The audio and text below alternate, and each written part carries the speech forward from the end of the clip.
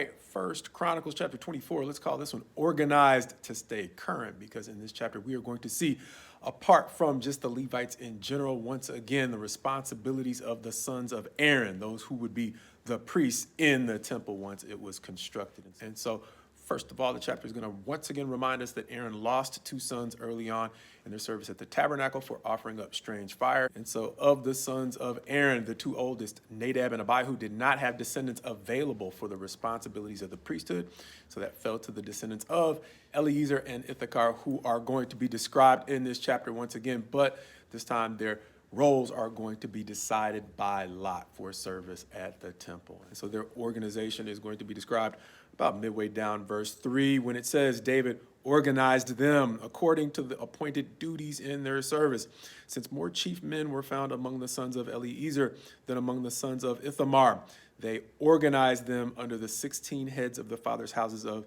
the sons of Eleazar and 8 of the sons of Ithamar. And it's going to describe their duties moving down to verse 19, where it reads, these had as their appointed duty in their service to come into the house of the Lord according to the procedure established for them by Aaron their father, as the Lord God of Israel had commanded them. And so, of course, Aaron had a brother Moses, and he had kids as well, and they served as well, even though they were counted among the servants of Levi. They also ministered more like priests, just not in the house of God. They ministered before David. And it's going to say in verse 20, and the rest of the sons of Levi, the sons of Amram,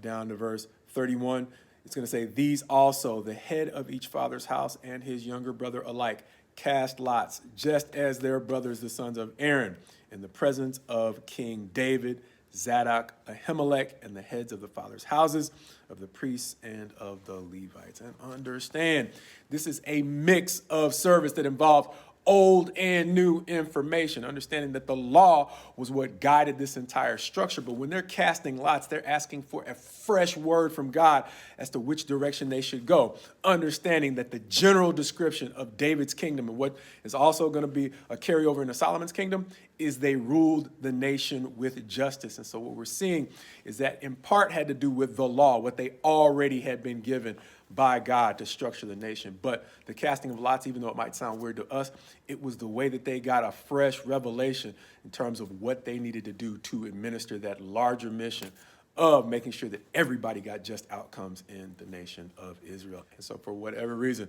this description of the sons of Aaron reminded me of scenes I've seen of the New York Stock Exchange as people are looking for the most current information on what the markets are doing. In Israel, they were seeking for the most current information on what just outcomes were for David, Solomon, and any king that was interested in administering justice in Israel. And it reminded me of this.